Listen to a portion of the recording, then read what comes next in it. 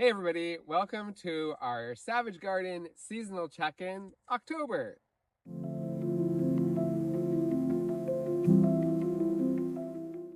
So on this seasonal check-in, I wanted to check in and talk about our seasons. And normally where we live here, it's a solid Mediterranean climate, and I always say we don't get our first rain until Halloween. Well, here I am surrounded by wet plants, October 2nd, I think it is, and the rain is a month early. So I really wanted to kind of talk about that and bring that up because I know always when you guys are asking us questions, you want us to say, well, start watering these things October 14th and start doing this on February 10th and all these exact numbers. And I know that that's comforting because the instructions are specific, but I think it's important to recognize, and I've always talked about this, how these plants that we're trying to grow are actually just like us, even though many of us don't recognize it, still connected to the inner gears of the natural world, including climate and all that stuff, you know? And so this is a good example of how we need to use the eyes in our head to look around at what's happening in the natural world and adjust our, growing accordingly. And so this early rain has meant a lot of things have had to be done differently here. First off, it put a real imperative on getting a lot of the seeds collected before they all got wet or washed away from the rain. So we saw that coming and we're like, okay, well, we better change and get that done. Obviously, it changes watering schedules. We're watering the Nepenthes in the greenhouse a little less already because this extra humidity outside means they're going to dry out slower. There's all kinds of things like that. And I really do encourage you as budding plants people to really, instead of looking at it as a set of instructions and a set of things to do, really look at it as a just natural interaction of nurturing that we're doing with these things, where we're trying to look at something that is non-communicative, although they do communicate in a way, but they can't talk to you and tell you what they need, and do that subtle dance of looking at something and trying to figure out what it actually needs. And we have, 35 years of experience doing that, and so we'll definitely help you along the way. But working out your own personal plant magic has everything to do with dealing with your own microclimates. Obviously, we're talking to people all over the world, all over the country. And so you guys are going to have different challenges than we have here. And you'll have to adjust our recommendations accordingly. And again, we can help you with that, but part of your own magic is working that out for yourself.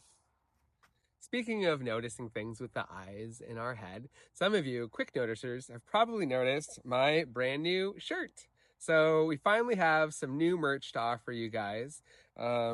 This one's obviously our kind of 70s psychedelic fly trap. It super fits our vibe here, and it says, "Don't tease my traps," which is something that we came up with.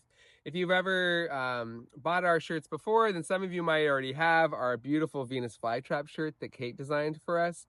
And when I was modeling that shirt for the very first time, we noticed that the traps came out over my nipples, and it became a joke of "don't tease my traps" because the nipples. So, the "don't tease my traps" became a funny little joke that Kate came up with years ago, and we still say it here. So now you can have your own very own shirt that says "don't tease my traps" and get in on the Calicarn inside joke that we have here. Another one, another new shirt. What? Yes, another new shirt is this beautiful one. This is just kind of like a simple our name when we're established and some beautiful plants on it in a stylized way. And we're really super happy with the way this one turned out too. We'd love to hear how you guys like them in the comments below, but I bet they're going to be really super popular. This will be kind of like a continuation of like series of merch that we're doing. So don't miss out on these shirts. Very often we're going to be moving forward, and we probably won't make any of these forever. And available in different colors on the webpage. But I have this beautiful green one and a lovely powder blue. Anyways, I know lots of you guys, maybe you don't have the place, the space, or the time to grow plants and support us that way. So this is just an excellent way for you guys to support us and feel a part of Calicarn Farms without all the burden of actually taking care of plants. And so if that's hard for you, pick up a shirt and help us do what we do. And throughout this video, I'll show you some more things of what we're doing with all of your support. So, as I've talked about before, one of my personal philosophies is how you can turn challenges into opportunities to be better.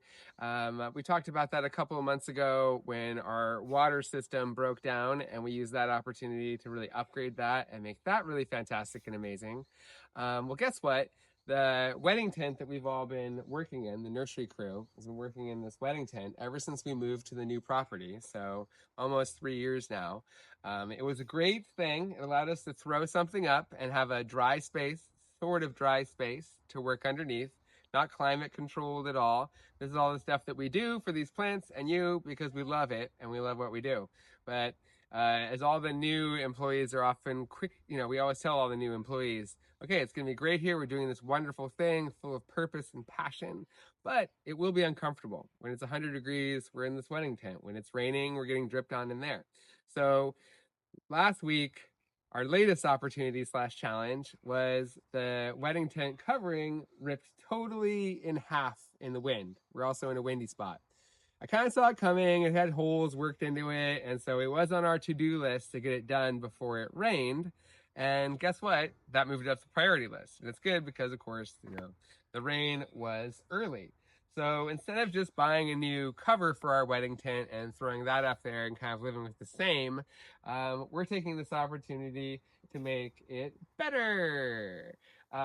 So we're just throwing up this corrugated PVC. It'll be totally watertight for us, which is going to make a huge, big difference for the crew. Maybe someday we'll get it sealed up even better so we can climate control a little bit. Don't tell the employees. It's a no promise situation, but maybe someday we will. We've even put a couple little skylights up there to let some light in. But even though it's been challenging, we're still shipping more mail order and we're still getting everything done, potting up plants. But obviously we're doing that kind of scattered to the four winds on the property right now. Always dealing with transition to make things better. As I always say about transition, it always has this tendency to feel like falling apart, but it's also the only way anything gets better. So yeah, this is going to be so much better. Over here in the Temperate Drosera collection, that's what this table is largely, you can see some things like the Aloysiana, new name, Aloysiana Nightmares, are looking really fantastic still. And a few of these, like these are creamsicles and dreamsicles, and the Tracy eyes don't look too bad. But the filiformis and the hybridas and the intermedias are all looking pretty darn rough. Look at those intermedias. That was such a beautiful glowing pot just a month ago, but now it's made these things called hibernacula, which literally means little dormant thing in Latin. And instead of sticky leaves, they just become this tight little button. If you're worried about yours being alive or dead and you can't really tell, is it dormant, is it dead? Sometimes that's so hard. Usually I'll just kind of touch the center of the thing, and if there's a hard little nub in there, like don't tease my traps, then you know it's still alive. But if it's soft, it's probably not alive. So, but that means that if you're ordering any temperate sundews from us right now, don't be shocked if they show up looking a little bit rough. Oh my God, I didn't order this dead thing.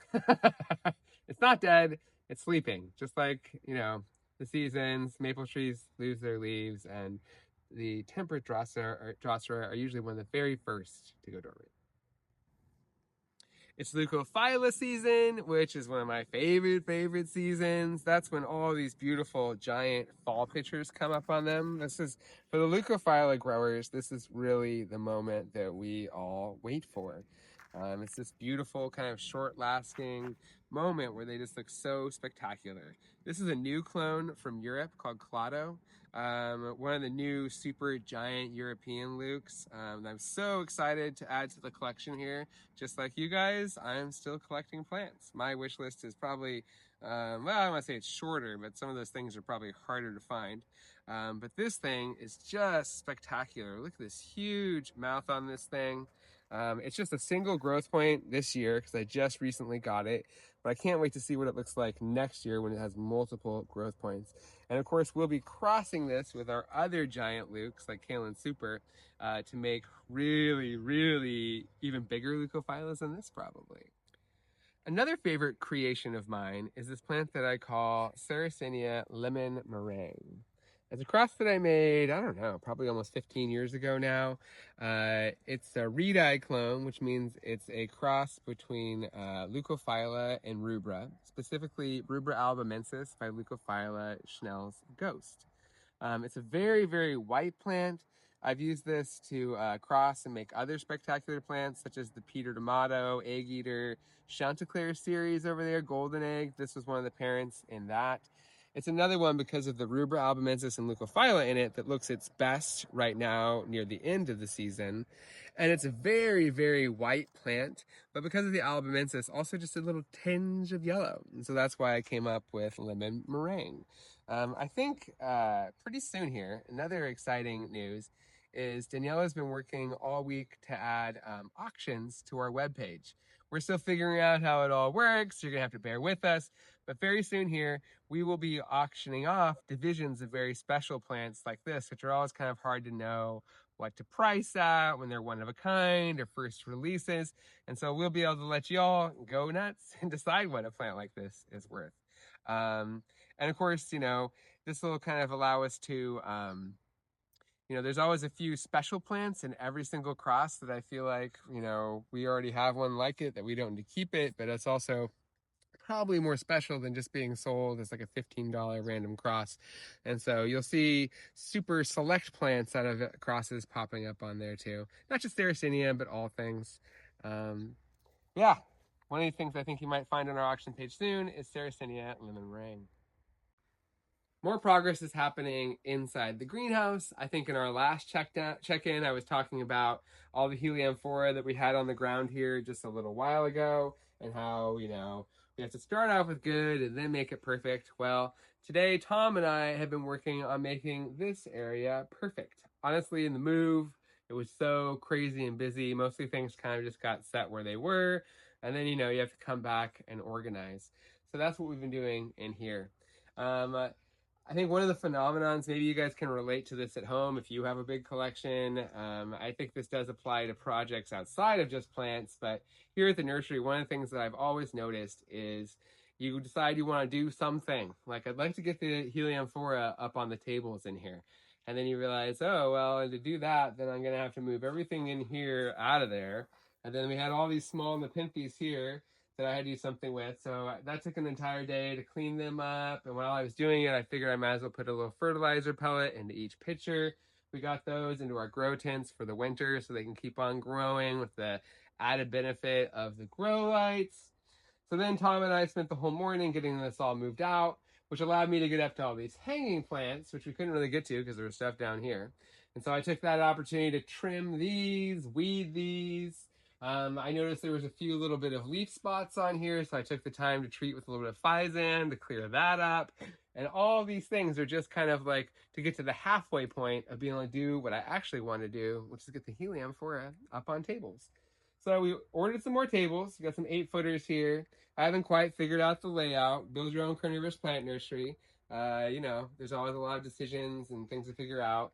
And we, of course, will be doing that because it's right next to our big evaporative cooler here, which allows all these plants to stay extra super duper cool. So I think what we'll probably end up is about 3 tables in here with a little bit tighter aisles because we won't be pulling mail order from this area. And that'll allow us to have all of our helianthera up on tables, and we'll probably organize them a little bit too as they all get put back. The other cool thing I did this morning, this is Nepenthes aristolochoides. It's a very famous Nepenthes discovered in the 90s. I think it was the 90s. And we also have Nepenthes pitopengii over here flowering. It's another cute little tubby species. And so while I was in here, I crossed aristolochoides with pitopengii. And those would be a really cool tubby little cross. I'm not sure if those have been done before or not. I've certainly not done it before. Put it on your want list, but it won't be available probably for like 2 or 3 years. Everything I do takes forever. It's going to take 6 months for the seeds to ripen, and then we'll have to put those into TC, and then I'll take a year or two, but maybe in 3 years, your very own Aristolochia by pitopengii, and you can practice saying it until then. Over in our little corner of Australia, we have our tuberous sundews and our pygmy sundews. Tuberous sundews are also known as winter growing sundews, and so I bet you could probably figure out that that means that the tuberous sundews are now starting to grow in our winter. Go ahead and get them wet, even if you haven't seen them grow. I usually start getting them wet sometime in September, so we already have these sitting in water. Over here are some tiny little rosulatas coming up. That's an invading pygmy sundew, but these are little rosulatas coming up.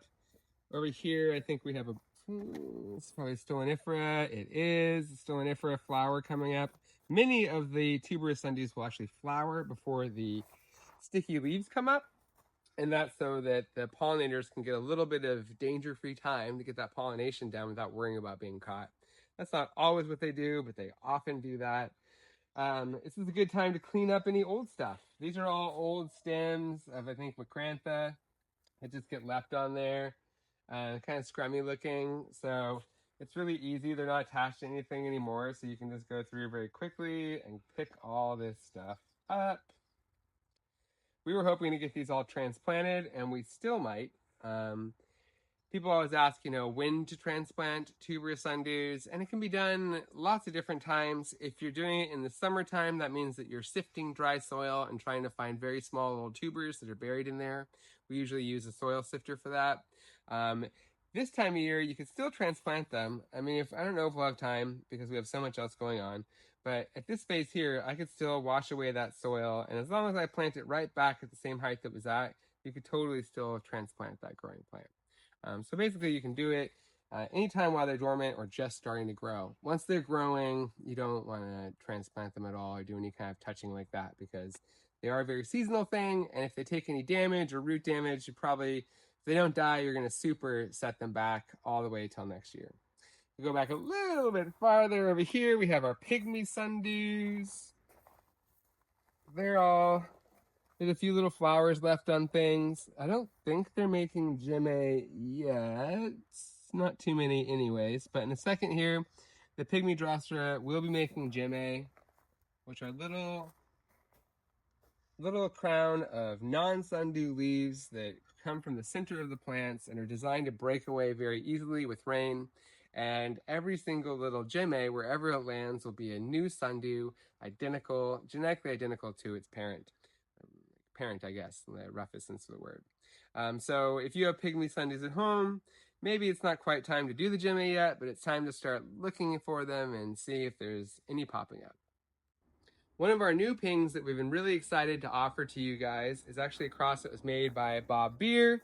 He's a friend of ours. He's done a lot of pinguicula hybridizing, and this is pinguicula shelob, which was the spider in The Lord of the Rings that Sam rescued Frodo from. So this giant gross spider of darkness, and so this one has kind of spidery long leaves. It's one of those long-leaved ones, but also just such a huge plant. We can't believe how big these get. And the leaves are also very dark red, beautiful, beautiful, bright pink flowers. So if you haven't added this spidery ping to your collection yet, I super recommend it. These are the exact ones that we've been mailing out. So I just have to get in there and pull those little guys apart. They usually go out in a big tub like that. So if you're looking for, a nice big ping that's going to flower right away to kind of brighten up your day, this would be a fantastic choice. Okay, well, I better get back to work. I've got to get all these tables set up. It's going to take me all day to get all these Helianthera moved around and organized. I hope you guys enjoyed seeing our little corner of the farm today and what's going on here, all the challenges and opportunities for growth. Definitely go check out these shirts. We're so excited to have new shirts, especially kind of like semi-psychedelic-y, cool. Don't tease my fly traps. Don't tease my traps. It's just good advice. Anyways, we'll see you guys next month for a check-in. We can see what we've accomplished. We'll take you on a tour of our brand new lightly upgraded wedding tent that we'll be working in. And thank you for all of your support that you guys are always sending our way, even through these tough times when everything's just a little bit scary.